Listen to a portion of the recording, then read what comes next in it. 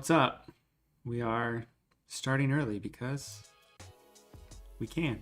And I'm just sitting here, so there's no reason for me to sit here for 10 more minutes. So we're going to hang out. See who else wants to hop in here. People are probably going to hop in more around 7 because that's usually when I go on. But we'll see who hops on from Twitter just to see what happens. So I got my list here of what we're going to go over. I'll go over this again, but we'll see who trails in here. What's up, James? You know, hanging out. Today was a fun day. Had a fun meeting with a possible client. So that's going to go well, hopefully. Sorry, I'm looking for something. I want to add. What is this? Yeah, that's what I want to add. What's up, Quentin? Let's go back to just the camera.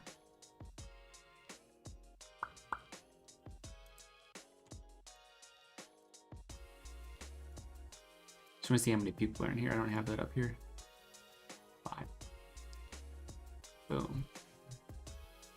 Once we get a couple more people in here, we'll hop right into some of the questions. In the meantime, if you guys have any questions that weren't on the agenda that I tweeted, feel free to let me know. Otherwise, we can sort of shoot the crap here. But it should be good. You know, we're gonna go in. We're gonna do a lot of stuff with images, it seems. People want to know again how to find good images. Stuff up with freelancing, creating actions, displacement maps, which I enjoy, adding depth, background stuff, sharpening. Interesting question I got is, what's the hardest sport to create for? So that's an interesting question. So, oh, you're the one, 16 hockey nerd fan, that asked what sport is hardest to design for.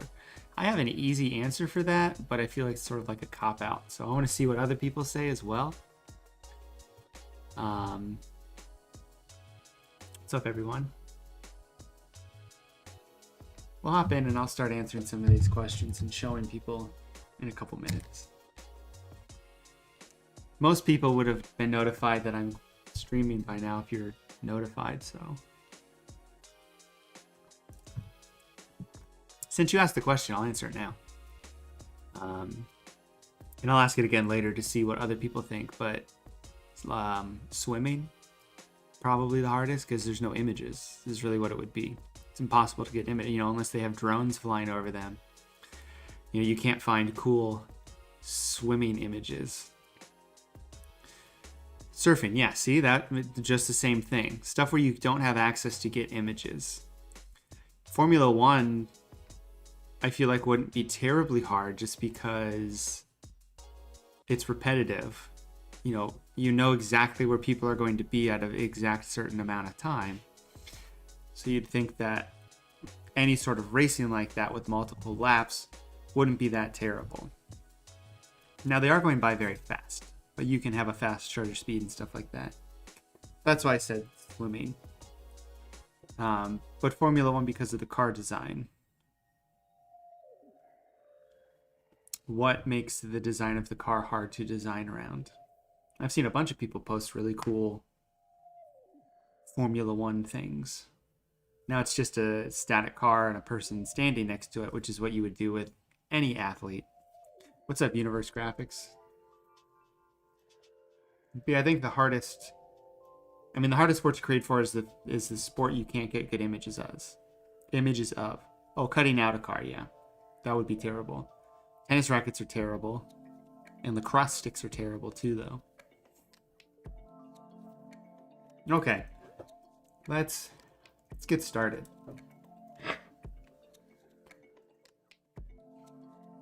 So is there anything you guys want me to start with first? Actually, no.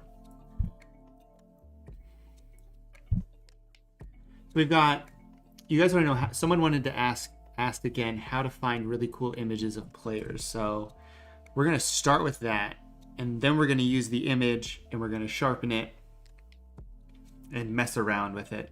And then we'll go back and answer some of these other questions as well. So first things first, let's find images. Now I've showed how to do this before, but I'm going to show you guys how to do it again. So this is for educational purposes only. This is to use for like personal projects or just to mess around to get better in Photoshop. This is what I would do for personal projects. Pull up Google Advanced Image Search. Where is Google Advanced Image Search? Well, you go to Google and you type in Advanced Image Search. And then you click on the first item, Google Advanced Image Search. So Google used to have a setting where you could type in anything, and then you could list whatever, Google, Justin Fields. You can go to images, and then you used to be able to go to tools, size, and it just has large, medium, and icon now. It used to have a bunch of stuff. In order to bypass that, you can use Google Advanced Image Search. Now I think there's a Chrome add-on you can use. I'm using Safari though. So go in here and type in the subject you want. So in the chat, let me know a subject you want me to look up, an athlete probably, and we'll look up that athlete. In the meantime, I'm going to go down to image size, and I always look up 4 megapixels or higher. Sometimes I'll do 6, I'll do 4 or 6. I usually start with 6, and then if I can't find anything, I'll go back and I'll do 4. So we got Quentin wants Mahomes. So I'm just going to type in Patrick Mahomes, images larger than 6 megapixels, advanced search. So these images are all huge. Now I'm actually going to go back, and I'm going to type in 8 because Patrick Mahomes has been in front of a camera an awful lot. So these are all 8 megapixels or higher. So these would be all high resolution, extremely large images that you can use as a starting point for a project, personal project that you would want to use. So I'm going to just look for an image that I think we can play with or edit. Like this is a good image, for him throwing the ball. So you can see this is 4200 by 3000. So you can just right click in and hit download and it'll download the image, but I'm going to open the image in a new tab. And what we're going to do is right click the image, open image in new tab. Here's the image here. So we can zoom in, here's the image. And then we can go up here and see if there's anything that's changing the size of the image. Right, Quentin. So when you click on that, there's probably some sort of qualifier up here that's changing the size of the image. So this might say blah, blah, blah, blah, blah, question or .jpeg, and it might be like height. I'm doing this wrong because it's, it might be height equals 500 or something like that. Is that gonna, yeah, see, I'm not typing it in right. But there'll be stuff after JPEG, delete that. And it'll probably give you what you want. Now I don't like that image because it's big, but it's not crisp. So I want like a crisp image. So I'm gonna look for another one. Open image in new tab. This is a good sign. If it takes a while to load like this, it's probably huge. So this is a very large image. So we're gonna let this image load. And then we're gonna click on the plus sign. And that's gonna make it even larger. So if I click plus now, you can see it's zooming in. So this is probably, it's probably more of the website responding to my request that I want to download this than the actual size. But this is a very large image. So we'll use this image as a starting point. But that is how I go about finding any image for a personal project that I want to do. Now, if you're doing something for a client, you want to get something from Getty, or you want them to supply the image. That way licensing is correct, other than just ripping it from the internet, because photographers will get really mad. So you can even see that this is still a little jagged, but that's fine. So I'm just gonna hit save image to downloads. Hide that, go here, and then boom. Oh, I don't want to drag it in there. I'm gonna drag it into Photoshop. So now we have this 4,000 pixel by 2,800 pixel. So that is, whoops. There we go. So that is how large this is on here. So with All Elite Wrestling, I'm going to explain that a little bit later after we do some showcasing.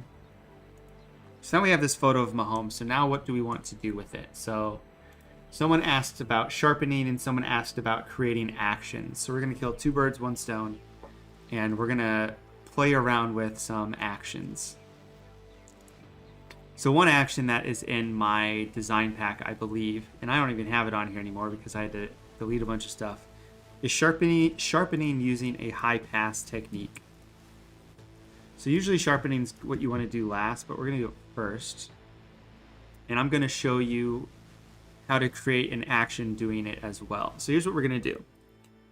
Actions allow you to do stuff by clicking in one button, and it does a bunch of different things. You're creating an action. So like a lot of my sports actions here, add some smart filters and do some sharpening to a specific number for these. So if I do my BJD2, I hit play, it goes through a sequence of events, which are all of these specific sequences of events. So I'm gonna show you how to create an action. So it's really easy. So you can click on a new folder to make a new set. I'm just gonna type this stream actions. So now I have a new folder. So I'm gonna make a new action and we're gonna title it sharpen. So this is what I would do if I want to sharpen an object. So when you create an action, naming of layers is important. So that's why I do this first, because it's always background with a capital B. So I can click on background and I can hit Command J, which is going to duplicate the layer. I can then go up to, so I do a lot of shortcut keys, but it's best if you go and use the actual windows up here in the drop-down menus for the action, because you won't have to select anything. It does it for you automatically. So I want to convert this for smart filters. So now it's a smart object. This layer is. So there's a couple different ways we can do this. So I'm going to go to Filter, Other, High Pass. And you can see we have this high pass filter. This is a very popular way of sharpening photos. So when you're sharpening an image, what you're trying to do is you're trying to basically increase the contrast at the edges, make them crisper. So you're going to mess around with the lights and darks. So what the high pass does is it highlights all of the, or it makes the whites and darks a little bit extreme, and anything that is in the middle is going to be turned into gray. So we don't want to go super high because it's just this big fog. You can't even see what's going on anymore. So I'm going to drop this down to an area where we can just start to see, some edges. So we got 0.1. If you go up to 1.5, that's better. You can go up to 2. And this is going to vary for each image. So an action for this might not work, but we're going to create one anyway. So I'm going to do 1.5 pixels and hit enter. Then I'm going to double click on this right here, and it's going to pull up the blending options for this layer. And I'm going to set this to overlay. And you can change the opacity as well. I'm just going to hit OK.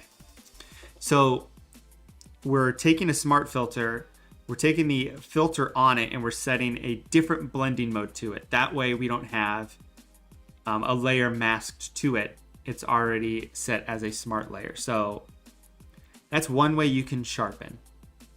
It's just doing a high pass like that. I'm going to hit stop. And this is what we have now. I'm going to make this high pass. And I'm going to delete this now.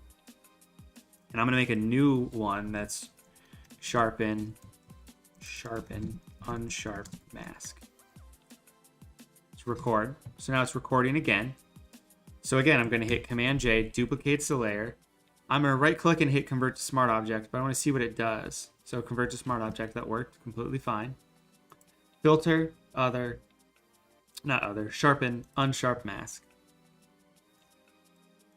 So in this, you can play around with the settings if you want. I keep mine at these specific settings, 66, 2.5, and 0. You know, you can drop it down to 50, you can drop it down up to 100, and you can play around with the settings to see how sharp you want to get. But you can see the larger we make the radius, the worse it looks. You know, we need it to have some sort of radius or else it's not going to look good. So we'll do 1.5. I'm not going to play around with the thresholds because you can see it's getting rid of the sharpening based on different threshold levels. So even if we go up to, 8, it doesn't look bad. So we want 0 or 1 as our threshold level. So I'm going to do just 66, 1.5. I'm going to hit OK. It applied the unsharp mask to this layer, and then you can just hit stop again. And I'm going to drag this down to these stream actions. So it's before and after. You can kind of see a difference. It looks pretty good. Let me delete this. So now we have our background. We don't have any sharpening. So I'm just going to click on the sharpen high pass and hit play. And it's going to do all the sharpening we just did automatically. So if you do the same techniques, like sharpening like this, we can delete that, or we can then do the unsharp mask, hit play, and it sharpens it that way. So if you do stuff that's the pretty much exact same every time, you can do a technique like this. Now every image is going to be different, so sometimes you might have to go back into the unsharp mask and tweak around with the settings, but this sets everything up for you to do it automatically.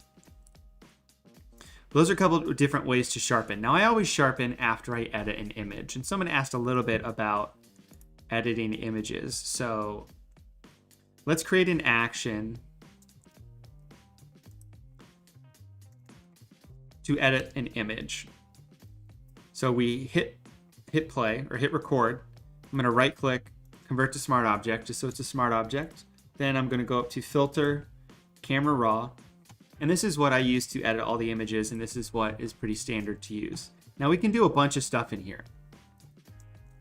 So I like to do a specific editing technique. So maybe I'll go 15 contrast, dumb down the highlights, increase the shadows. I like to increase the shadows a little bit more.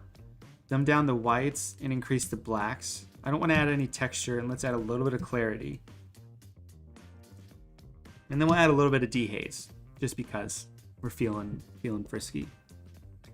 Now, this is what I use as sort of the default generic editing technique. It doesn't really affect the colors a lot, but let's say we want to do that. So we can go down here and we can tweak anything we want. You know, we can go into the red channel. We can drop things down to make it blue. We can drop it down to make it colder, to make it redder. You know, anything we want. Curves, details. You know, you can sharpen in here if you want to. You can over sharpen, so I wouldn't recommend doing a bunch. If you do some sharpening in here, you know, maybe do like 20. Noise reduction's fine on this. We don't need to tweak that. But you know, if you're editing a lot of images for like the same team, maybe you want to go in and edit colors. And here's the thing: if you're taking a lot of photos at a event, and everything's the same lighting pretty much, same coloring. If you're doing a bunch of studio shots, like, you know, when people do media days, all the photos are gonna have pretty much the same lighting. So you might be able to go in and then tweak some of these color mixers if you want. I'm gonna color grade this just because. So we can click in here and play around with this global color grade if we want. I'm gonna go in and I'm gonna tweak some of the color grading on here. Let me go back to this. Put the global back down to nothing. So I'm just going to play around with some of the color grading just to play around and see what this looks like. So what this is doing is it's changing the color grade of the highlights, the shadows, and the lowlights. So you can see if I drag this around, if I get closer to the edge, it's becoming more and more saturated. As you can see, the whites are very pink. The whites are very blue if I go over here. So, maybe I want to go down to blue, but maybe I want to drag it back towards the middle a little bit and just give it a little bit of a color grade like that. And you can blend it a little bit if you want. We don't need to distort anything or do anything with the geometry. We don't need to add any grain. So maybe that's what we like. So I'm going to hit OK. So it just did all of those settings and added it to this camera raw step in the action. So if we want to do anything else, we can also do that. So, maybe we want to go to adjustments. Maybe we want to go and create a selective color layer, and we want to drop the blues down to boost the reds, and maybe we want to boost the yellows.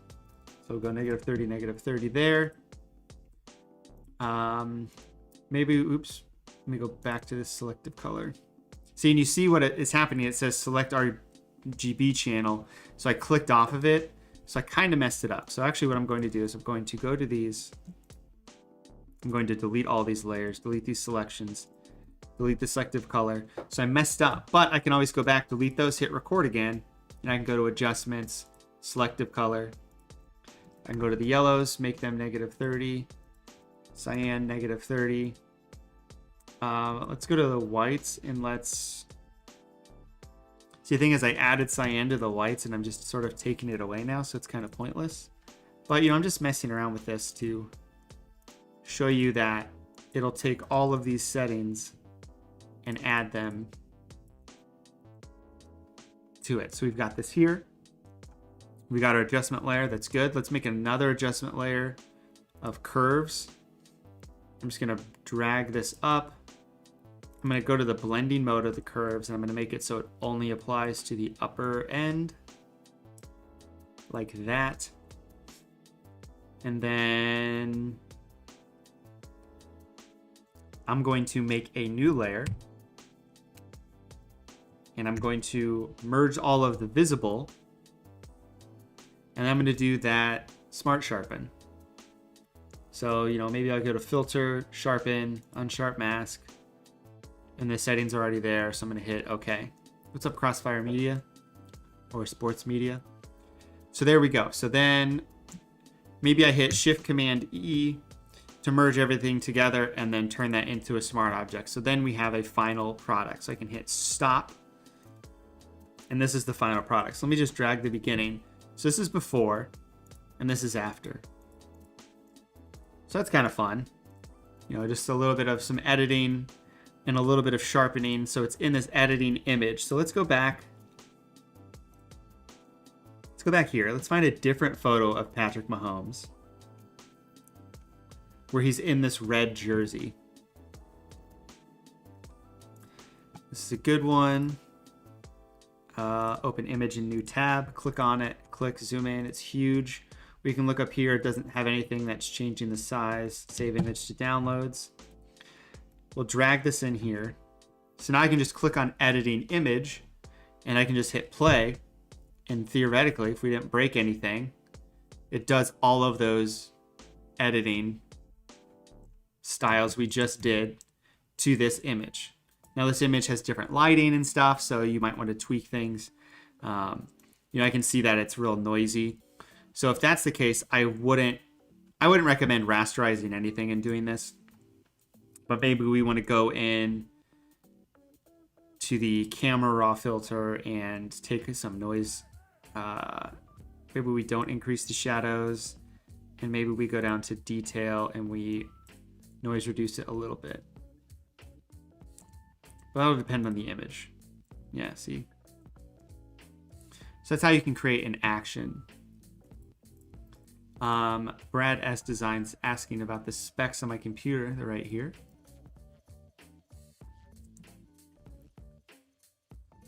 You can zoom in huge like that. completely messing up my whole screen. So I've got a 2019 MacBook Pro, 32 gigs of RAM. Nothing crazy. So that's how you can create an action. Actions are great. You know, I've got a bunch that do sports actions. You know, there are some crazy actions that I've downloaded from Envato that do all of these things. Like, look at all of these layers that it's doing. Like, do you know how much time it would have taken to do this? Like, it just keeps going and going and going and going and going and going and going. Then there's all these presets. I use a lot of actions just for, you know, I've got some that just save out, that it exports it on something, saves the image, and closes it. So if I want to save this image, I can just hit plus, I can just hit play. It automatically saves it out to my desktop at a specific setting, and then closes out of the image. Now hit that, and I just completely broke it, so we'll see what happens. There we go. That was weird, though. Should just be able to hit play.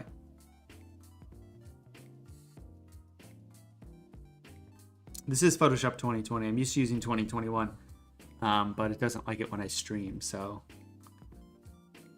It's also saving it as a JPEG, which is weird. Anyway. What was I going to say? Someone asked me something a while ago. You ordered a new iMac with 16 gigs of RAM. Do you think you should have went for something like 32? Probably. I thought I had more RAM, to be honest. I thought I had 64 gigs of RAM, but I only had 32. I'll answer that this way. So I used to work at a place called the Mac Depot. I wonder if their website exists. Buy now for $4,000? Jeez. Anyway, let's hop over here to the camera. So RAM is random access memory. So this is the way we used to explain it to customers. So let's pretend that you're working at your desk, and the size of your desk is how much RAM you have. So you're doing stuff and papers are piling up and adding up. And you're taking up a certain amount of space. So you're taking up I'm taking up 32 gigs worth of space. Once I'm done and fill up that space, if I need to do anything else, I have to get up and walk over to a file cabinet, which is my hard drive. So it takes time to then start storing things on the hard drive compared to the RAM.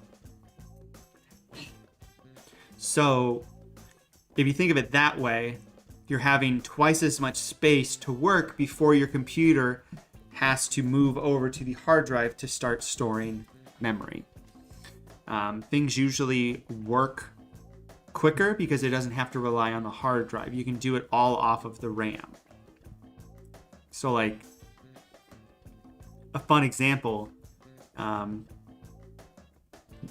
how that's a different example. So like GameCube, Nintendo GameCube. Animal Crossing is a game from Nintendo GameCube. We used to play that game without the disc all the time. We would borrow the disc from a buddy, load up the game, and play it. Because the game is so small, you can play it off of the RAM only. And then it never has to go back to the disc to read for more information. It's all stored on the RAM because the game's so small, or it's because you have so much RAM. So that is why I would suggest getting more than 32 gigs or more than 16 gigs RAM. Now 16's probably fine. 32 is just better. A lot of people, if they have issues with their computer and speed, a lot of times it has to do with RAM or hard drive space, just storage. The more RAM, the better, essentially. Let's see, what did we cover? We did some sharpening. We created some actions. Oh, someone asked me how I export designs. So let's say this is a design and how I export for social media. So what I do is pretty simple, actually. I just go up to File.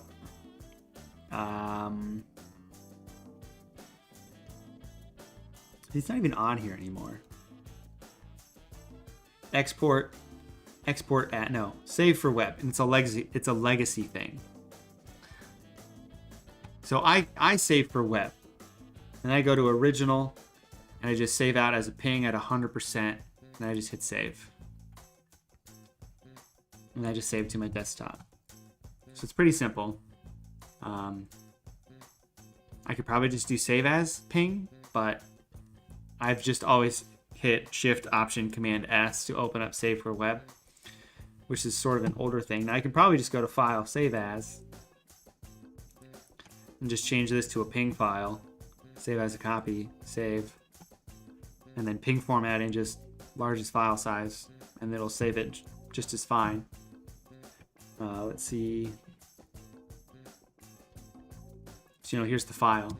I think people, and I'm interested how you guys would answer in chat. People say like Instagram destroys the quality, and I think it could be either you're designing too large and it's compressing it, or how you're getting it to your phone to post it. So like I airdrop it from my computer to my phone, so it's straight over. No uploading to a Dropbox or a Box or Google Drive, and no emailing. There's no compression there, especially since it's a ping file. So I just airdrop it to my phone, and then boop, boop, boop, it's on there. Sorry, let me answer something. But yeah, I export as a ping just because it's a lossless file. Even though I'm dropping it straight to Instagram after the fact, and it's going to be converted probably to a JPEG. I don't know what they use on their website, actually. Yeah, I think uploading it to a service would be completely fine as long as you save it as a ping file, because it is going to be lossless and you're not going to be able to destroy any of the quality. But that is that. We found really cool images of players. We talked about the hardest sport to create for. I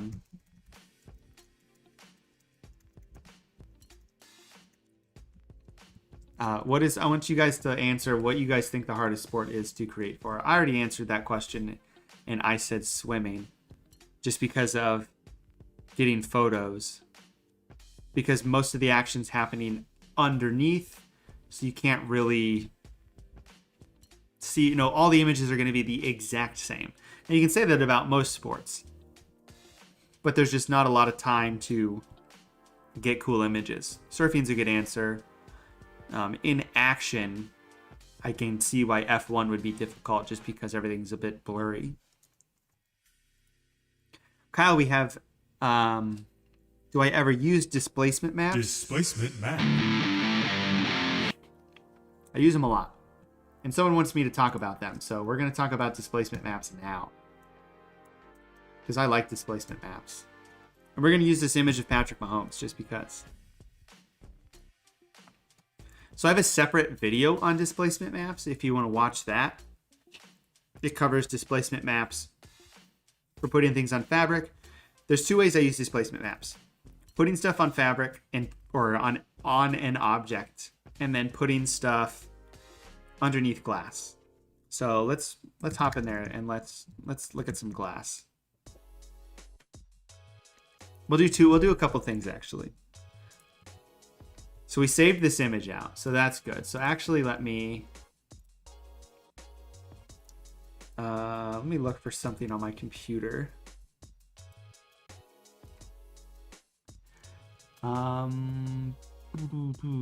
So I did this on the episode with the Titans. So on my stream when I did everything for the Titans, I used displacement maps a lot. So we're gonna do it again. So we're gonna put that image of Mahomes on this flag and make a Patrick Mahomes flag. So here's what we're gonna do. We're gonna go to desktop. We're gonna drag this photo of Mahomes. We're gonna make it smaller. I'm just gonna set it to multiply so I can kind of see what I'm doing. We got this here. We're gonna put this there like that. We're gonna drag this up like this. Squash him down. This is not like a good. We'll just make it smaller. We'll just make it so it's only on this part. This is really funky what we're doing. There's Patrick Mahomes. So what we need to do for displacement maps is you want to create a black and white version of what you want to displace. So I think I already have one made, which would be very convenient. But I name my displacement maps really dumb things, like just misspelling displace a bunch. Oh, those are from years ago. Scroll up. There we go. Flag displace. So here's a flag displace. Is this for this one? Okay. So what you want to do with displacement maps is make a black and white version of what you want to displace. So we've got a black and white version of this, and I'll show you what this is. No, I won't, because it's broken. Basically, I duplicated this, made the background black, created a gradient map to make it black and white, and then I blurred the image 3 pixels and saved that out as a PSD file. That's what this PSD file is. So now if I click on the object we want to displace, I can go up to Filter, Distort, Displace. And these are the settings. 10 and 10 are pretty good usually. We want to stretch to fit. We don't want to tile. If we stretch to fit, what this displacement map is going to do is it's going to stretch to fit to your canvas, which is why I always save my displacement maps at the exact same size as my canvases. And then repeat edge pixels is fine. You can do wraparound.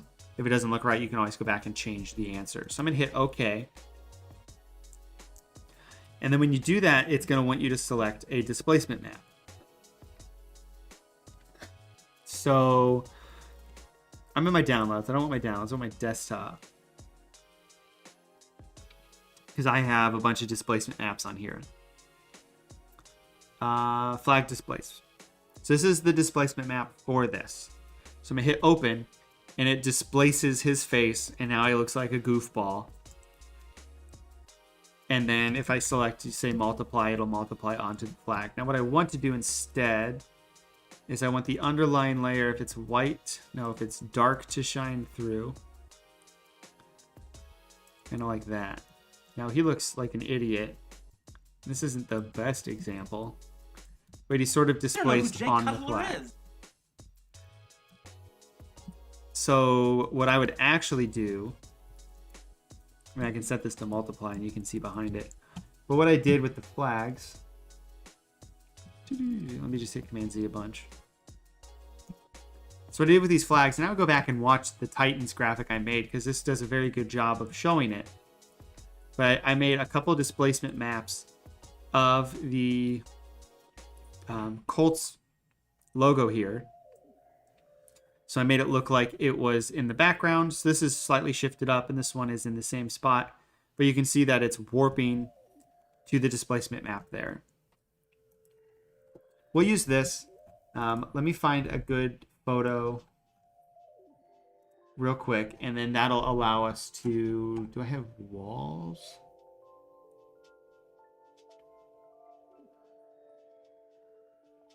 Because one thing that you can put displacement maps on is just like walls, or like a brick wall, which should be easy to find in here. Oh, floors. Do I have floors? Yeah, floors. Here you go. All right, so here's a brick wall. Oh, I opened it in Bridge. I did not open it in Photoshop. All right, here's a brick wall. Cool, right? All right. So what I'm going to do first is I'm going to create a displacement map from this. So I like to use a gradient map. Gradient map. So we can go in here, and we want to make it very high contrast black and white. So I want to make this super contrasty black and white, kind of like this. So I'm going to hit OK. I'm going to make a new layer, convert everything to that layer. Or you can just merge everything together, I guess. Actually, it doesn't really matter. Filter, blur, Gaussian blur, like 3 pixels. So I'm going to save this. I'm going to save this as brick wall displace. So we know where it is, desktop. We're not saving as a JPEG, we're saving as a Photoshop file. And you want to make sure that you're in 8-bit, not 16-bit. If you're in 16-bit, it'll just tell you can't do that. So we have that saved. Great. So I would usually just revert everything back, but I'm just going to... Whoops. That's fine. We just don't need to save that. Drag this back. So now we can grab our photo of Mahomes that we put on there. We can put it on here. And let's act like it's on the wall now. So what we can do is we can go to the blending styles, hold down the Option key to drag the right side of this tab over to the right. And what's going to happen is you're slowly going to be able to see the dark areas behind it. Now this is kind of a tricky situation because this is a white brick wall. A regular brick wall would make this a little bit easier. So let's see what happens if yeah, we're not going to use a white brick wall. A white brick wall is actually a terrible splash. Brick wall. Unsplash is great because you can use their images for whatever you want. Here's a nice brick wall. Download. Okay, let's go here. Let's do this again. And look, you can set up an action to create a displacement map if you wanted. So let's do that because we're talking about actions. New action. Displacement map creation. Whatever. All right, so what do we want to do? We want to make it black and white. I like to use a displacement map because you can tweak the colors on this. So we want it to be like that. Drag this over a bunch. Drag this over a bunch again. There we go. Enter. Make adjustment layer, gradient map. Great. Merge all the layers together. Merge visible. Filter. Gaussian blur. Perfect. We did it. Save to desktop as a Photoshop file. Save. Done. Cool. We just did it. So now if I need to create a displacement map later, I can just click this button. Automatically does it for me. Now it does it for me with these specific displacement map settings. So or the gradient map settings. So that can be a little bit tricky. So now we'll just drag this into Photoshop. We have our brick wall here. We'll grab Mahomes. Throw him back on here like this.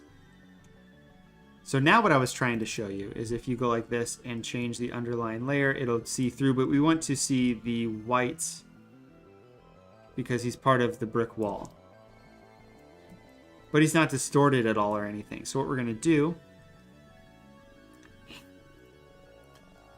is displace this.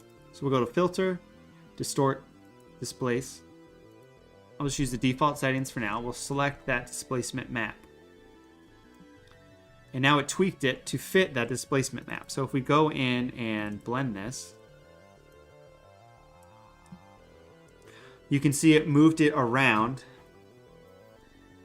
And you can see in some of these areas here, you can see the brick pattern based on the black and whites of the displacement map.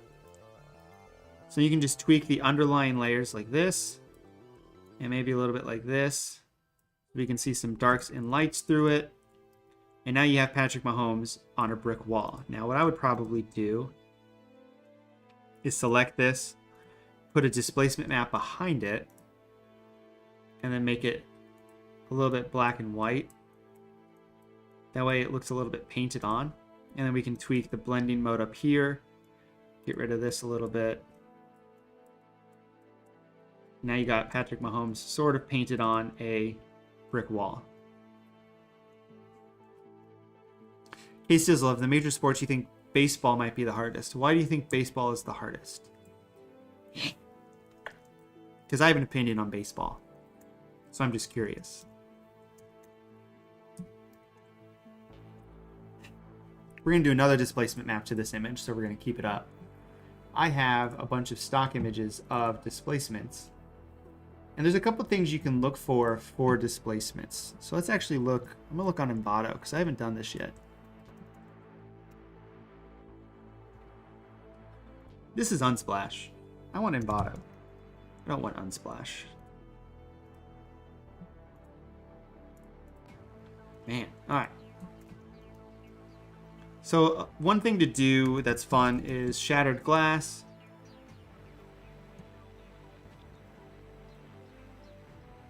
So like that's some of these add-ons do a shattered photo effect. So they might actually use some sort of displacement map with these. So you just put it into a smart object and it does everything for you. Oops. Man. Can't click on things. Alright, let's go to photos. Let's see what we have in here.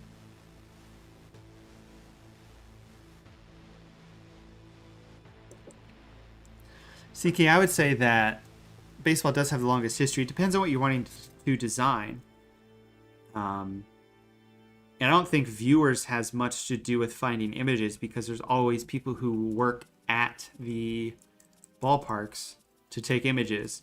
And baseball has a lot of static moments. You know, the batter is in one spot for a long period of time.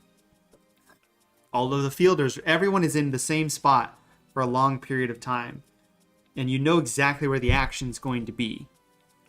So you only have to focus on the batter for certain parts. So you can easily pay attention to the pitcher and then click, click, click, click, click when the batter's getting his photo taken. Same thing with the pitcher. You can just stare at the pitcher until they start to wind up. Click, click, click, click, click. Then you can have another guy who's just tracking the ball and then click, click, click, click, click. They can do that. In that aspect, I think it's kind of... I like baseball photos because of that. It's easier than football because all of the action, there's 22 guys. Or I guess if they're on the line. If you've got 8 guys up front. You know, there's 10 guys in the front. And you're all trying to figure out where the ball is. You know, people can get in the way a lot easier. I feel like water sports would be hard. I agree with that. That would be my answer. Just any sort of water sports. Or somewhere where you don't have easy access to where the action is. So I'm not finding what I want. Let me look up VHS. Or no, tracking.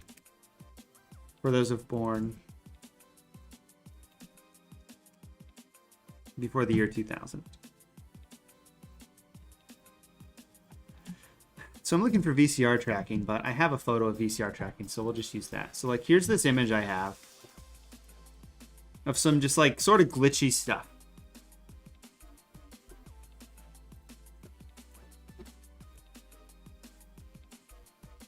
Winter Olympic sports is kind of difficult. I did a whole 365 project on that. So let's displace this, and then we'll answer a couple more questions that you guys have. Universe questions, no, I have not. So universe questions, universe graphics, I haven't answered that, so I'll answer that after this. So one thing that I like to displace every once in a while is lighting effects on top of something. So I did it in my Guy Fieri design last week with some fire. I'll do it with this VHS photo here. So what I'm going to do is I'm going to... I brought this into this composition because I want it to be the same size. So what we're going to do is we're going to click the action of displacement map creation. So there you go. We just created a gradient map. We just created our displacement map. Let me hit Command Z a bunch. Hop back to where we were.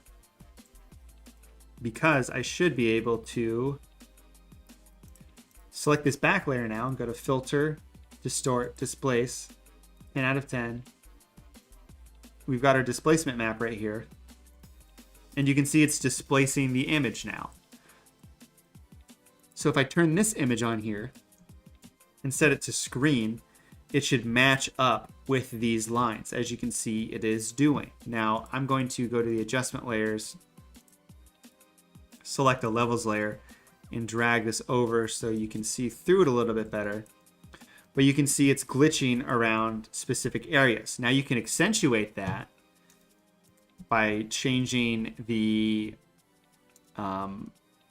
scale. So you can do 25 and 25. And you can hit OK, and you can hit Enter, and it's going to displace it even more. It's displacing it down and over to the right. So now you can see it's even more displaced in these areas, and you can do really cool stuff with lighting effects like that. So we can set this to like color dodge, maybe at 50%, duplicate it, set it to screen. And we've got this sort of cool effect going on it like that. So that is what I like to do and use displacement maps for. And I'll do it with like stuff like this. So like big wacky images like this, I'll take something like this and just crop out certain parts of it that I want to be the displacement map. So maybe I want this area to be part of it. So I'll make a displacement map myself, like we're using that same displace, you know, duplicating things a couple times.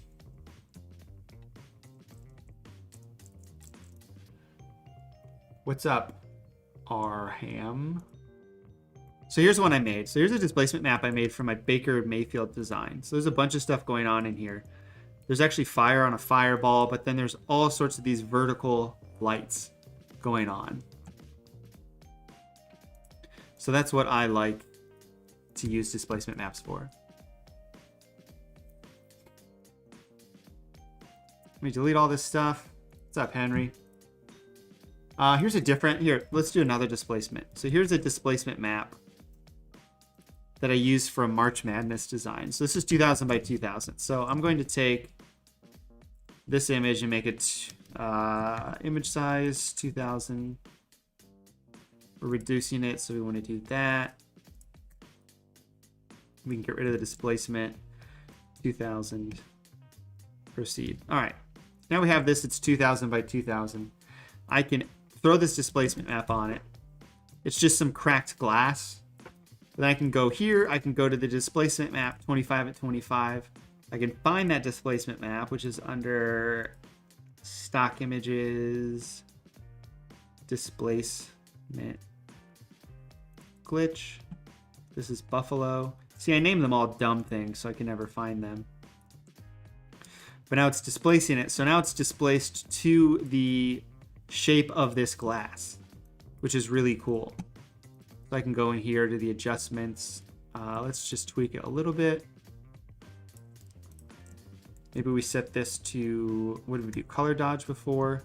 If you do color dodge, you can see it gets all these colors still through it. And if you set it to just screen, it doesn't come through. So I like to do like a color dodge, duplicate it, and then have a screen layer on top. And maybe set one to 50%. But you can see it's distorting through all of this glass now, or ice, and looks really cool. So that's how I use displacement maps, which is always a fun time. Always makes super cool stuff. So what do we got going on? Displacement maps did that. All right, let's hop back just to the camera, just with you guys. Let's answer some more questions.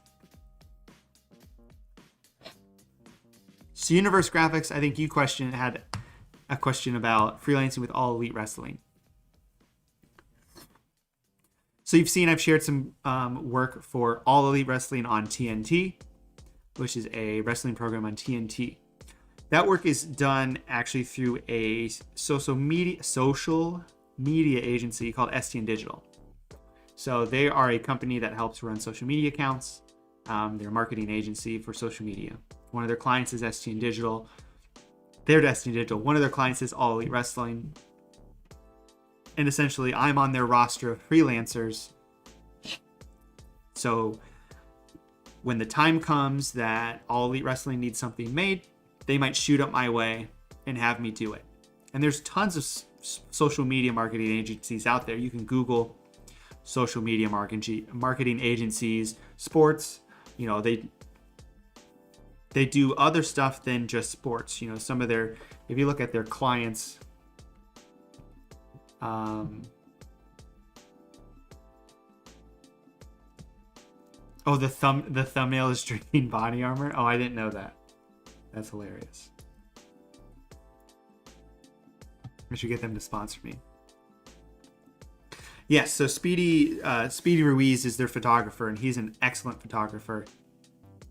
The reason that all of the All Elite Wrestling designs are great is because of the photos Speedy takes. And they're all super high resolution, super detailed. They make editing so much easier. Everyone in the chat say hello to my nephew Jack. Hello, Jack. Go to bed. That's what your Uncle Brad says.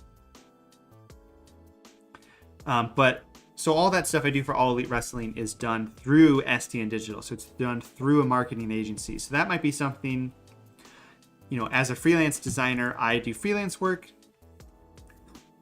I get clients on my own, but then I have clients.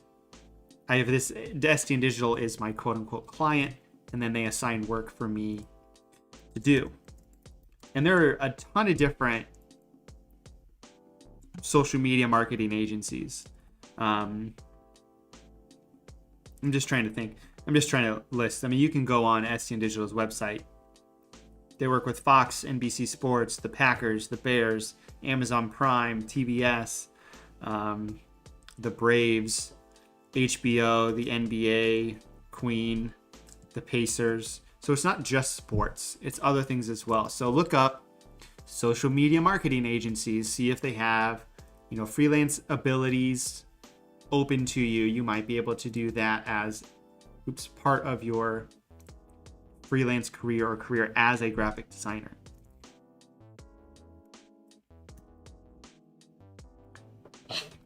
And speaking of being a graphic designer, someone asked, do you need a degree in design to succeed in the field? And we kind of answered this with Design with Dan on our designer duel, but I can answer that as well. For me personally, I went to college and I have a degree in visual communication design or graphic design. So that means I went to college for 2 years at a Sinclair Community College. I got an associate's degree in graphic design, and then I went to the University of Dayton for a couple more years and got my bachelor's degree in that. I did that because I needed an area in which I was surrounded by creative people in order to hone my creative abilities. I've always been able to do the technical side. I've always been great in Photoshop. I can mess around in Photoshop great, but it was more the creative problem solving and the creativity part that I wanted to get better at. So the thing that I like and why I suggest people go into college, besides how much expensive it is you're in a setting with other people who think like you, and there are consequences to failing. There's rewards for doing well. They have grades and whatnot, but you hold yourself more accountable. Now, if you can hold yourself accountable without going to college and just sit down and get better as a designer and learn, then maybe you don't need a design degree or a degree. I will say you don't necessarily need a degree in design, but I feel like a lot of places are going to want you to have some sort of degree. And that's just the way we live. That's just what we live in today. And that's kind of going away a little bit, but a lot of people like to say that the college degree is the new high school degree. Like in the 60s and 70s, if you had a high school degree, that was a big deal. And then when you went to college, that's like getting a master's degree now. But I was on a panel at the beginning of COVID, and we were chit-chatting about design stuff. And someone asked about sort of like this question. So they asked, who has a design degree?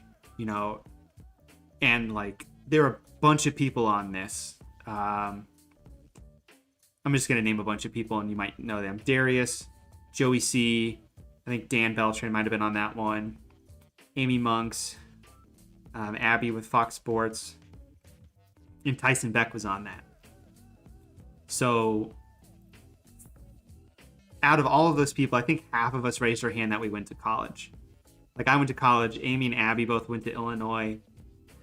Dan went to college, but he has a PR degree. I don't know if Tyson has a degree in art or what he does, but you don't need a degree necessarily. I would suggest getting one. Chris, who lives in the UK, is saying you need a degree in the UK. And again, it depends on where you live. And it depends on the company. If the company is willing to take a risk on you because your portfolio is outstanding, then that is good on them. I know I said this before. There are designers who have zero college experience that are doing graphic design at a professional level. So it's not necessary. But it's more of the exception to the rule. But I would say most people probably want you to have a degree just because that's how the world is. You know, people want you to have a degree. They want to know that you're a well-rounded, educated person. Someone might see you if you have a design degree. You know, you're going to be more well-rounded than someone who doesn't, most likely. You know, someone who doesn't probably focused on how to do really cool shit in Photoshop. But if you want them to hop into a different program, they might have no idea what to do. And that's something you would learn in college, where you would learn basics about design, and you would know what sort of curriculum that you would get. If you're doing it blind, you know, if I'm doing design work, you know, I'm not going to randomly Google the rules of Gestalt, you know, and stuff like that, design form. You know, I'm just not going to know to look that stuff up. But you could probably figure it out.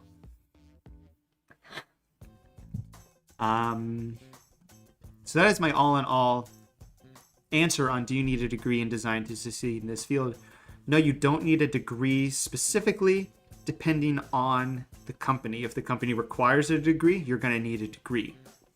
But if you have an outstanding portfolio, they might allow it otherwise. But again, that's going to be the exception to the rule. Now, you don't necessarily need a degree in design, but if you have a degree and your portfolio speaks for itself, they're going to probably like you over a candidate that has an equally good portfolio but no degree. And it just depends on the company. Again, there's a lot of red tape you have to go through. I think that here in the UK, we need to work on portfolios more. Yeah, and that's the thing, is if you keep putting in the work to get better and better and better and keep honing your portfolio, and your portfolio is better than applicant B's portfolio, they're probably going to hire you. And you might have to answer questions about not having a degree and stuff like that. But that's a question down the line. As Adam Martin said once, designing for sport on Twitter, he said, you know, the floor of talent in our field of graphic design, specifically in sports, because everybody wants to do it, is always rising. So you have to keep getting better and better and better and staying better and better and better in order to survive in the field. So like, you can be a graphic designer and do freelance work or work for a company, but you just need to make sure that you're continuing to get better. You know, it's like jumping from G League to the NBA. Better and better players are coming in, better and better people. You have to keep getting better and better, or else you're not going to succeed as much.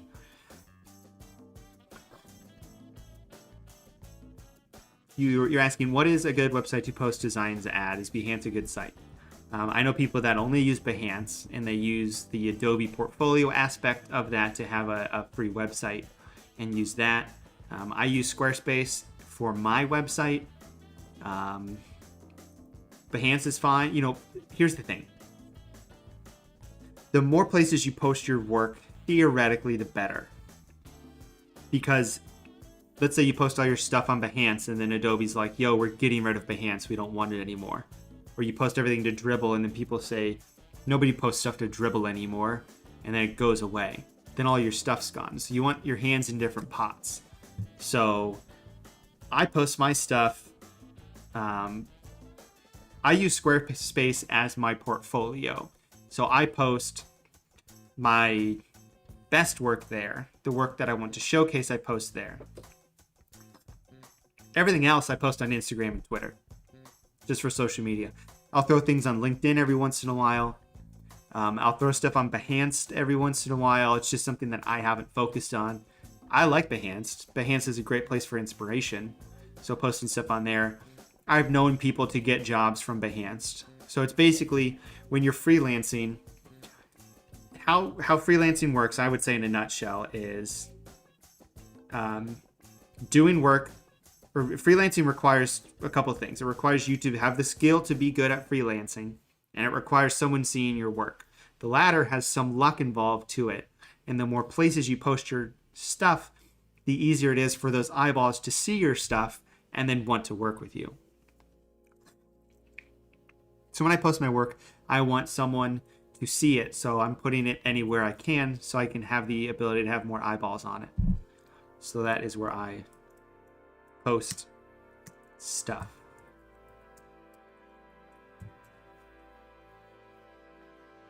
Another person asked, speaking of just graphic design as a whole, should graphic designers know motion? Um, really what it is motion design is itself a separate entity than graphic design. It's a subset of graphic design. I mainly do social media design for social media.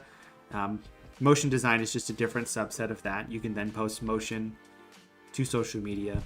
It's just a different medium. I think if you know motion design, you'll have a better ability to get a job. You might be more desirable for someone because you can do more than one thing. It's the same as I know how to use Photoshop. I also know how to use InDesign, so I can typeset something. If you need me to make you a menu, I can make you a menu with a bunch of letters and a bunch of words and text on it. But I can also make you a super hype hero graphic. So I think motion in video is becoming more and more prevalent. So I do think that it's not a bad thing to know motion. I know a little bit of motion. I was teaching myself a little bit of motion with the 365 project, but it's not something that I excel at. So it's just basically another item on your utility belt of design that makes you easier to work with because you solve another problem. Graphic designers are problem solvers. I had someone ask me today in a meeting if I could do motion stuff, and I was like, not really, like I can, but like, what do you want? And then he was describing something. I was like, no, I can't do that. And then I hopped on Envato because Envato has a bunch of templates, and I was like, here's the template. I know how to use this template, and I know how to use After Effects enough that I can use this template and do what you want, but I wasn't the originator of it, but I solved your problem. So knowing motion programs is never going to hurt.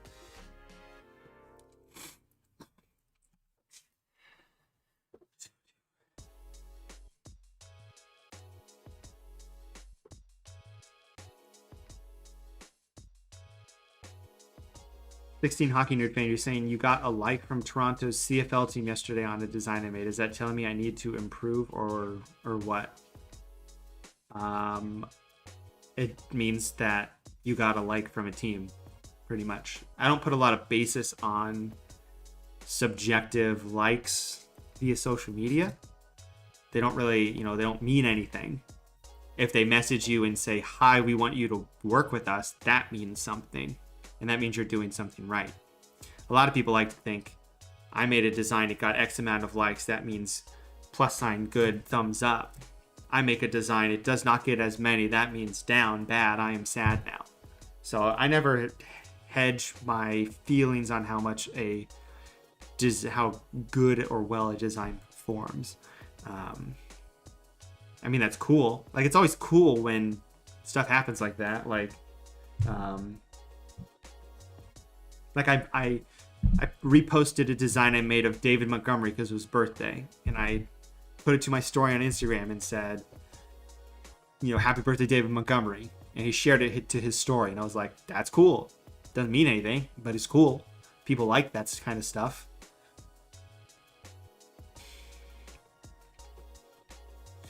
What do you find easier to do? Have full creative freedom in a design or to follow a brief?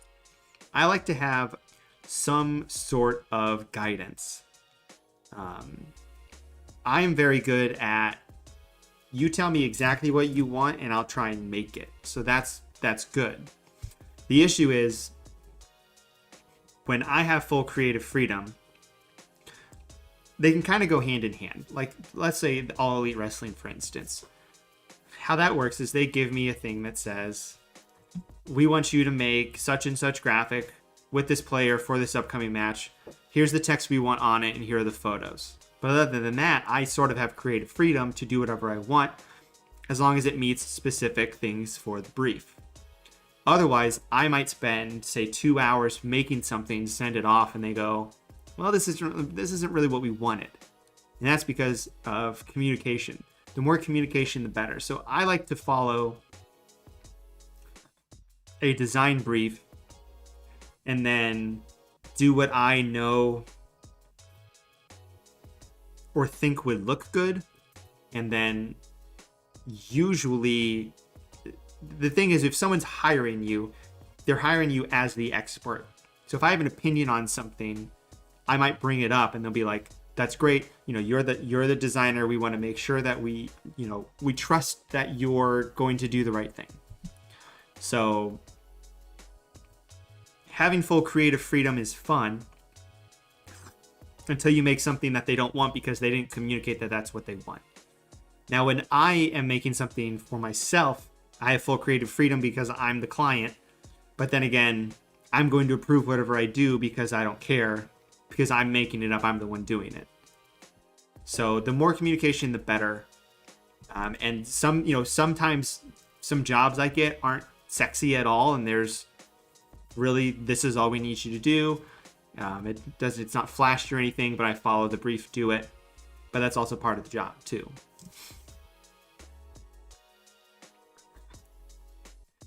Matthew T, you want to know tips to make sure everything is spaced properly in design, specifically text. So text is its own little beast. Let me look at these questions here.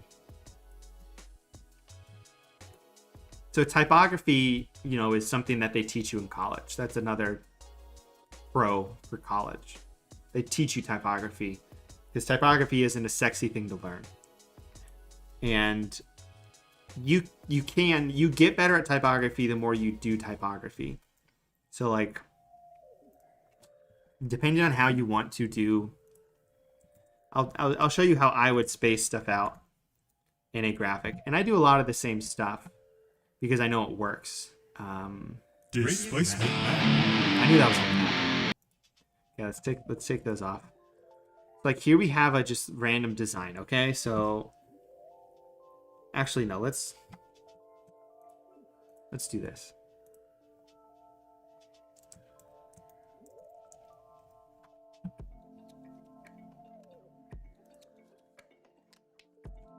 Hold on.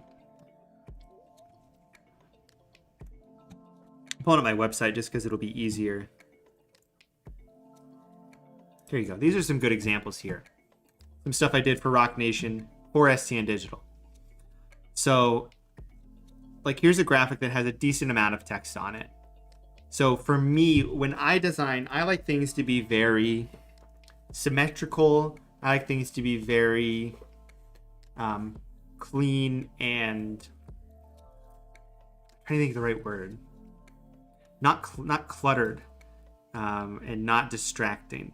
So let me explain. So I've got this image here, right here of Dominic Smith. So with this design, I space things out from the side pretty evenly. Like this one you can see is actually a little off. It's a little to the right. So that's actually a bit of an issue. But a lot of the times I'll space things off the edge equally. So I would space this pretty equal to this. I probably shrank this because it was too big. But the issue is I've been designing for a while, so I know with my eye optically that doesn't look right. And that's something you learn. If you look at something, you know immediately this doesn't look right, this looks right. But when I'm adding and spacing things out for type, I'm either doing it intentionally, like this is intentionally overlapping this, or I make sure that it has intentional spacing on it. So this is intentionally overlapping this. This is intentionally overlapping this.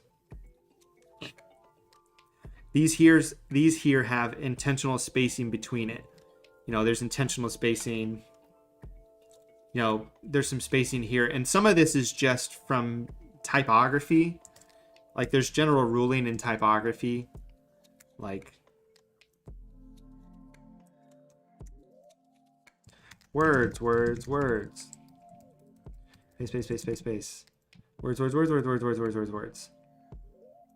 Like there's a general rule in typography that you want, whatever your point is, you want the leading to be at least 2 points more.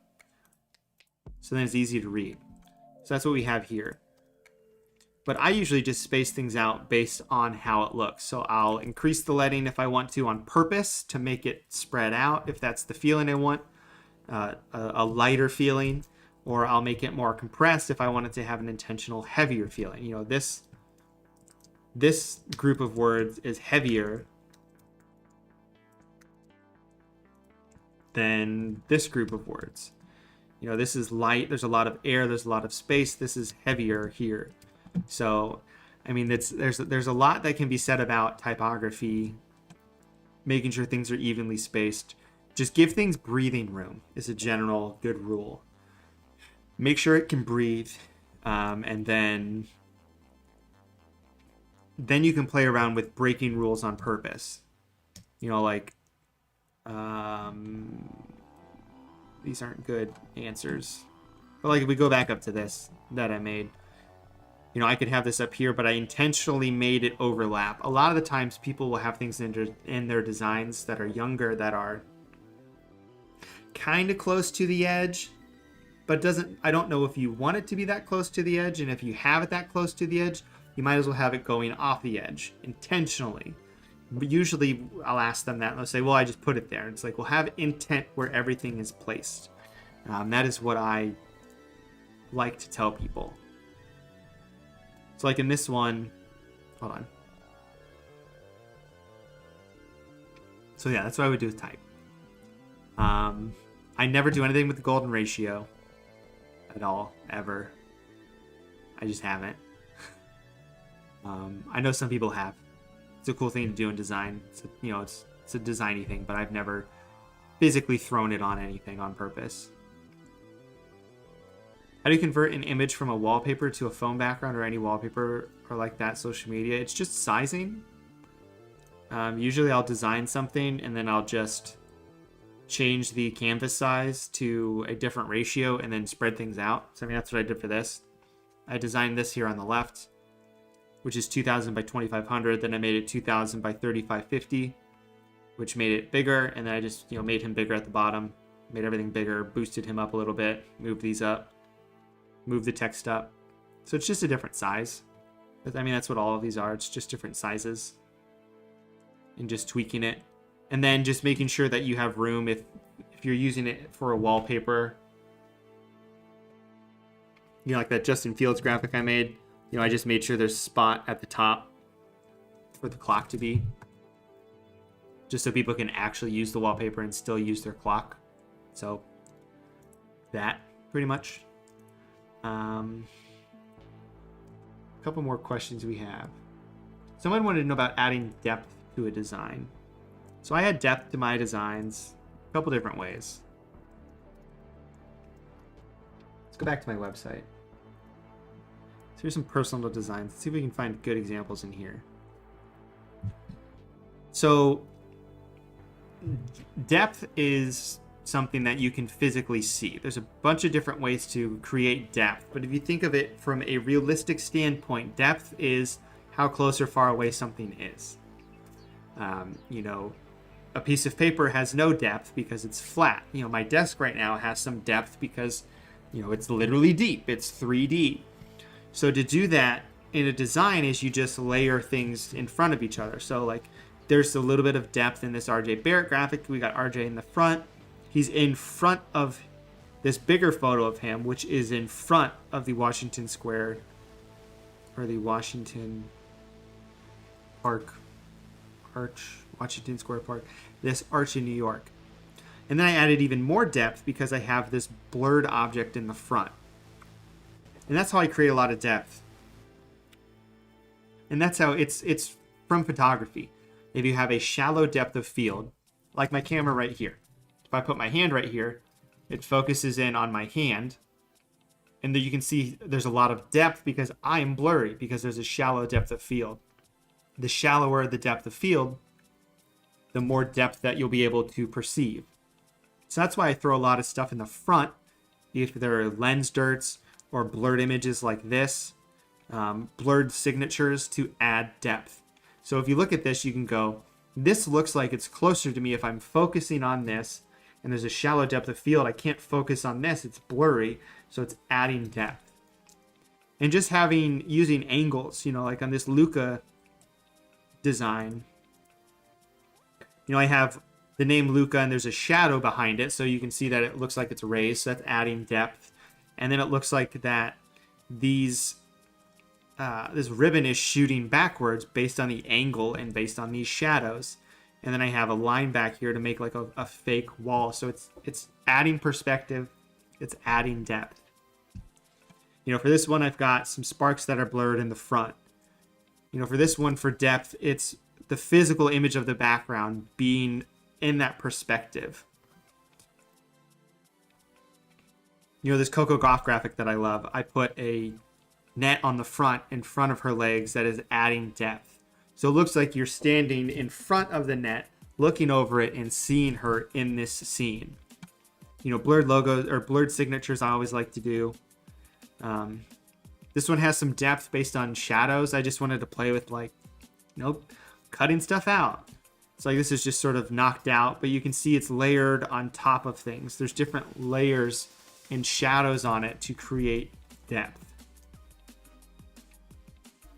This creates depth because this object is bigger in the front than it is in the back. And that's how, objects appear bigger in the front than they do if they're far away. And then again, there's more stuff blurred on top of it. Stuff framing things in that are blurred.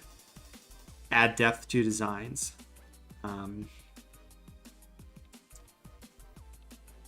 Blurred logo.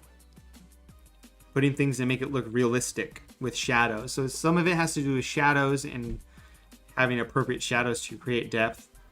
This is a simple graphic of Zach Levine. There's a shadow behind him on this backdrop. So it adds depth as if this is a wall. He is dunking in front of the wall, and that is where he is. So that's how I add depth to my designs. Perspective, shadows, shallow depth of field, blurry things in the front and back, or in the back too if they're behind an object as well. Like this has a lot of depth because it has several different sizes of these tennis balls that Coco's going to hit, but they're bigger the closer they are. If they're bigger, they look like they're closer to me. I also put them closer to the edge as if they're coming by me in my view, in my point of view. So that is how I would create that.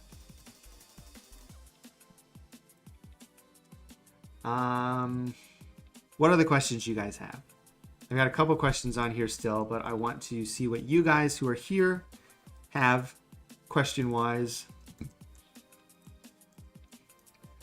And I also want to figure out how to answer the other question. So let me know in chat if you have any other questions, the 19 or so of you watching.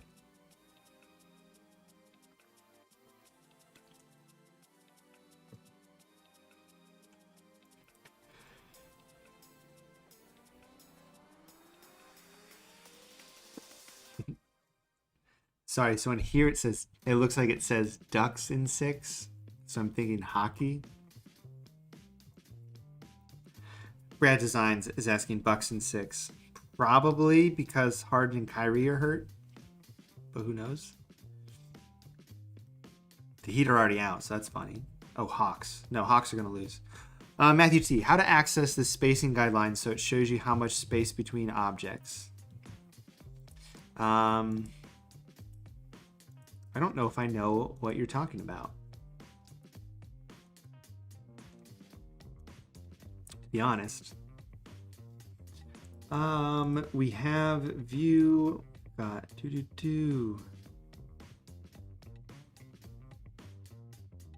Let's see. Show all. What does show all do? Grid and whatnot. The easiest things, like if you have 4 squares and you want them evenly spaced.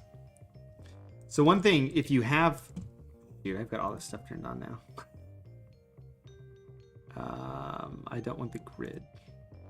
I don't want the slices. So if you have smart guides turned on, I can make a square. And then if I duplicate that square, it automatically tells me all of these things because of smart guides. So I can say, okay, 77 pixels, great. Then if I select both of these, hold down the Option key and drag them down,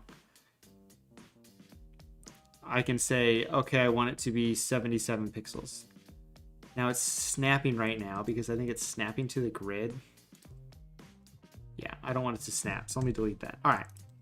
So I can drag these down and I can make sure that they're 77 pixels. It just doesn't automatically with Smart Guides. So now they're evenly spaced because Smart Guides are turned on.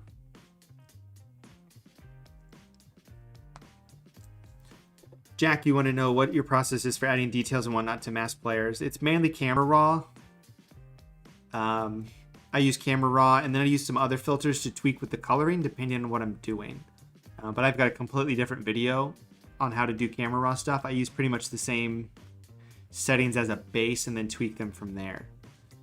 And then I might whiten teeth and stuff like that. Kirk, I have thought about working for Ohio State, or I should say the Ohio State University. I live in Dayton, Ohio, though. Like south, I live in Springboro, which is south of Dayton, and my wife works in Cincinnati. So it wouldn't work out logistically. You know, I would have to drive an hour and 20 minutes to work, and she would drive an hour to work. So it just wouldn't make sense for us owning a home here. I think I have, when I was earlier on in my career, I looked at working at Ohio State because Ohio State's great. And the people that work there and used to work there are awesome, and it's a great thing to work for. But right now, I think freelance is sort of the avenue I'm continuing to pursue and want to pursue. I'm enjoying doing it now, I should say. Henry, what do you mean when you say, how do you usually add chromatic? Reword that question. And then Crossfire Sports Media, what's the hardest part of making jersey swaps? Finding photos at that same angle of the jersey you want to swap to. So like I did a jersey swap of Tim Tebow for Sports on Prime through STN Digital. And it was a pain because I couldn't find specific angles of the jersey that I wanted to. It's all about having the correct images. You know, doing a jersey swap of a headshot is super easy because you can find 100 different photos of a headshot of a player wearing that jersey. You can just throw it on there. But if someone gives you a photo of someone running and he has the ball and his arm is a specific way, I don't know who Jay Cutler it's the shoulders. So is his shoulder going one way? You got to find another photo, especially if the team has a weird shoulder patch or something of the same exact angle. So that is what I would say is the hardest part, is finding images that work. How do I usually add an RGB split? Oh, for example, I use the lens correction filter. I usually use that. Probably. Let's get rid of the displace. So there's a couple of different ways you can do it. That's probably how I would do it. So a cool thing to do if you want to add a little bit of... Actually, let me keep this glass back. Group this together.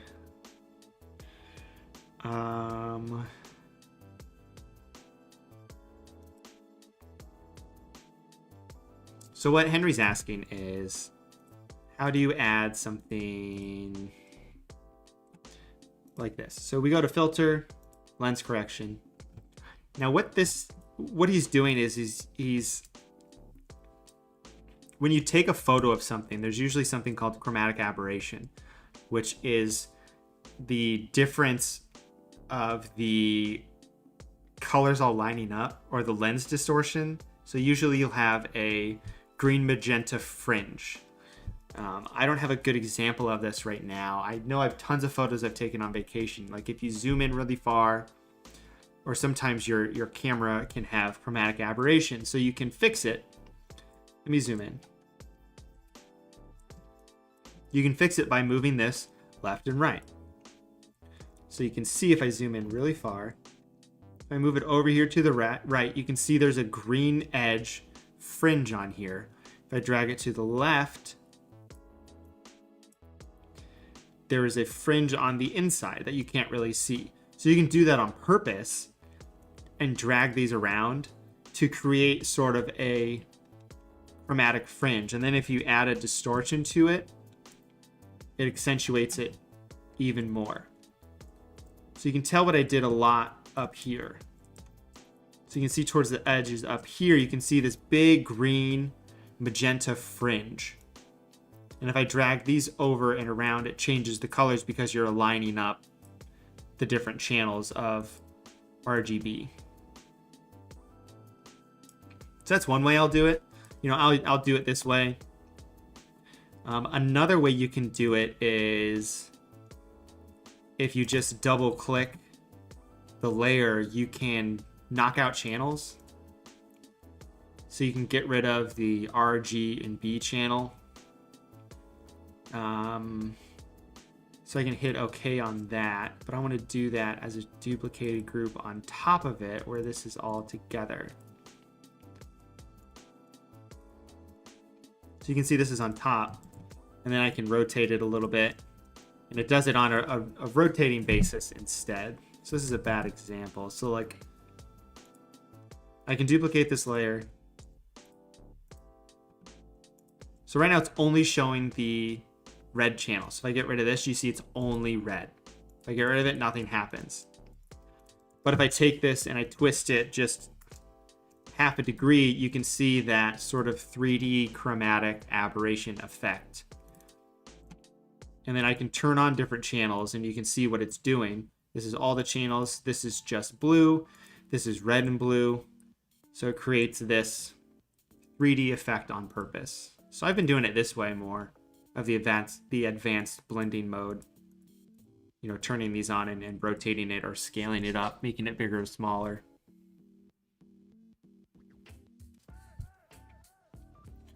Justin, you're asking, how would you make light or neon glow from behind a player and make it seem like light is wrapping around the player well and realistic? That will be the last question I answer, because it can take a while. I'm going to use this 3D man. All right, so we're going to use this 3D man. Look, 3D guy. Pretend this is a player. So I'm going to type in this. I'm just going to type booyah. Why? Who knows? I'm just going to make this a really skinny type and make it big. And make it say booyah. We're going to put it behind him. We're going to duplicate it twice. Okay, so we're going to act like this is the light source to where this guy is standing. So I'm going to duplicate it. I'm going to convert it to a smart object. I'm going to blur it, just so it looks like it's a light. So look, now it's kind of a light. So it's light shining around him.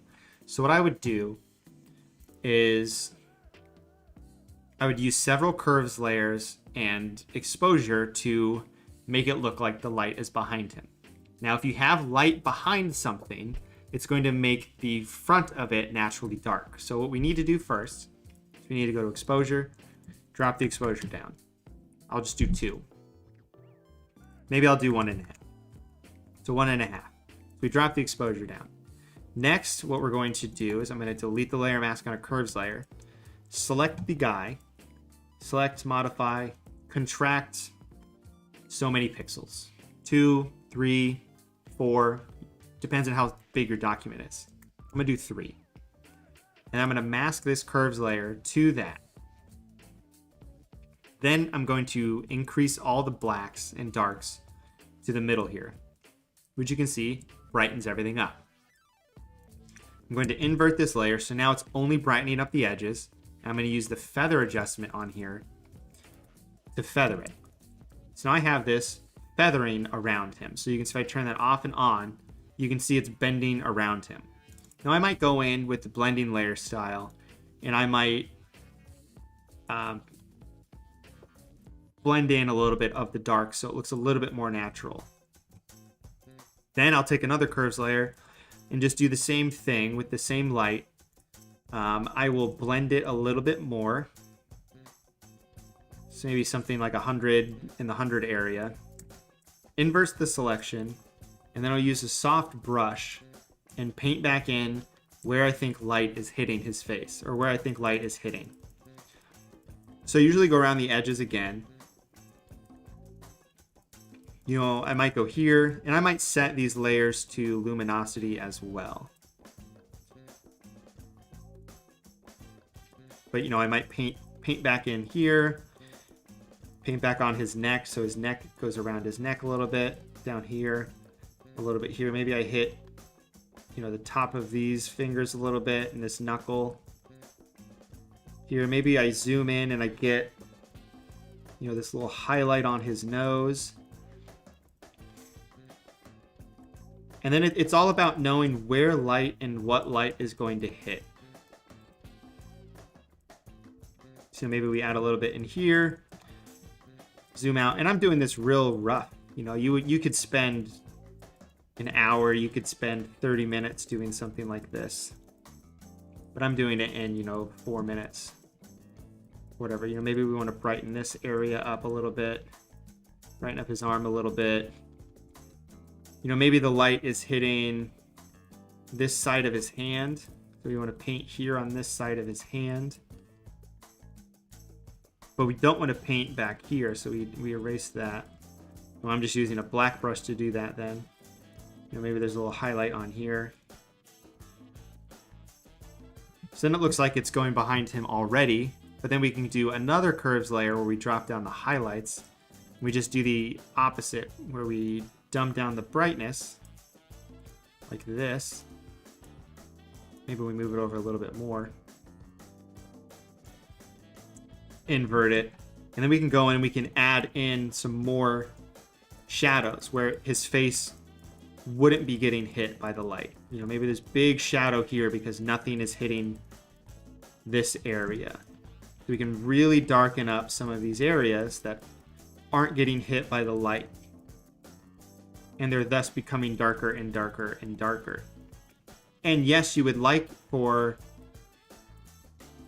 the ability to see the subject, but if you want it to be realistic, you know, this is the kind of thing you would do. So now it looks like, you know, he has light coming behind him. So that's kind of what I did. And then you can get rid of some of the areas, like we don't need any of the glow down here because it's there. We want to make sure that maybe we grab the curves and we darken up his shoes a bit like that. Like, that's a real rough way. You know, this is what he looked like before, and this is what he looked like afterwards. So it's darkening your subject.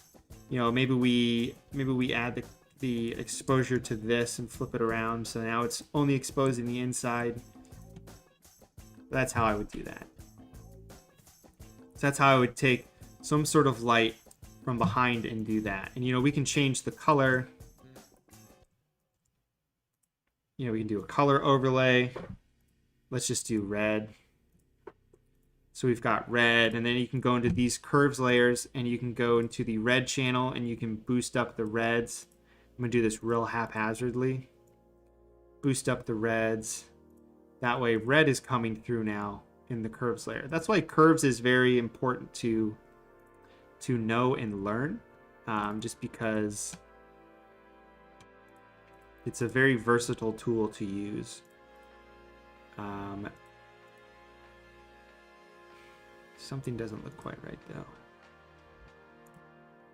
Oh well. Red. Very red. That is how I would do that. And that's how I do my lighting as well. So like, I made something recently for All Elite Wrestling. It looks like this. So I use that same technique I just showed you, had this in the background as sort of a light source, and I made it so anything touching that light was lighter, and then anything not touching it was darker, but still being able to see the players as well. So thank you, Justin. I appreciate the support, and that was a good question. And it's something a lot of people want to use. I would follow Jonathan Ogstow on Instagram. He does amazing lighting stuff like that all the time. So with that, we're gonna call it a night. Thank you very much for joining me in this Q&A. I really enjoy doing these Q&As. It's a lot less taxing on the brain than creating something in 90 minutes from scratch. So I like doing these once a month or every month or so for you guys. So thank you for watching. If you haven't already, make sure to like and subscribe so I can make more and more videos like this for you guys. If you guys have any suggestions do I have to do that? No, okay. If you have any suggestions for tutorials or videos you want to see them, DM me on Twitter, DM me on Instagram. Let me know of an idea. I can crank out a video, post it for you guys to watch. But I'm happy that you guys were quick to select to spend your time with me tonight. Maybe you guys have a lovely Tuesday night, and I will see you guys next week when I think I'm just going to be doing another design. But I might be doing soon another designer duel with Thomas Northcutt from Rutgers. I think we're going to do a sports card challenge design. So we might be doing that next week. So I'll keep in touch with him and I will let you guys know. But you guys have a lovely evening.